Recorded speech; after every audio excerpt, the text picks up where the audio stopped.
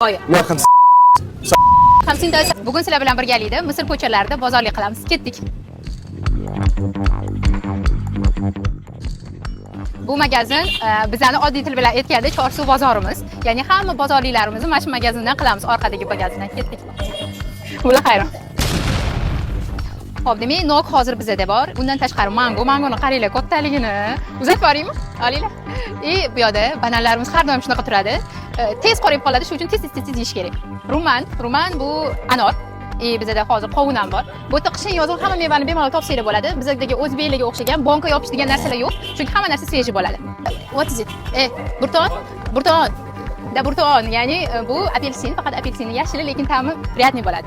Bizda bitta nima tomonimiz bor, mana shu olma ozgina qimmatroq. Ya'ni O'zbekistonda bilasizlar, arzongina. O'zi O'zbekistonda nech pul turadi? Kommentariyalarga yozib ketinglar. Bizda qimmat. Adashmasam bizda mana buni taradirmi deb. Agar adashayotgan bo'lsam, kommentariyalarga yozib ketinglar. Misrda juda ham ko'p bundan ham.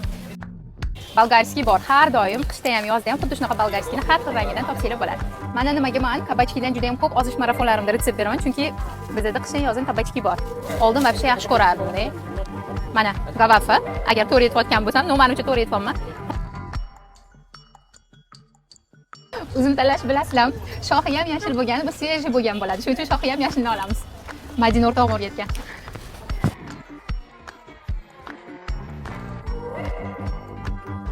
Bozorliklarni qilib oldik. Chekimiz 613 giney bo'lgan. Xo'sh, endi sizlarga savol. 613 giney o'zbek pulida nech pul bo'ladi? Kommentariyada yozib ketinglar o'zingizlarning fikringlarni.